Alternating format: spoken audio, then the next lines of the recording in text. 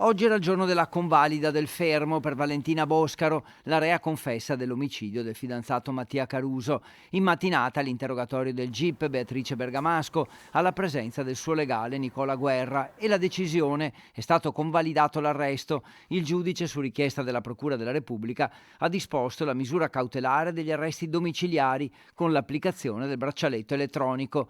Nel corso dell'interrogatorio, durato circa 2 ore e mezzo, Boscaro ha confermato la sua versione dei fatti, affermando di aver agito utilizzando il coltello a serramanico del ragazzo per difendersi dall'ennesima sua aggressione e di non aver avuto l'intenzione di ucciderlo. Intanto l'autopsia sul corpo di Mattia avrebbe rivelato che la morte è arrivata per una coltellata che ha colpito direttamente il cuore, come peraltro avrebbe raccontato la stessa Valentina agli inquirenti nel quarto interrogatorio dopo il delitto.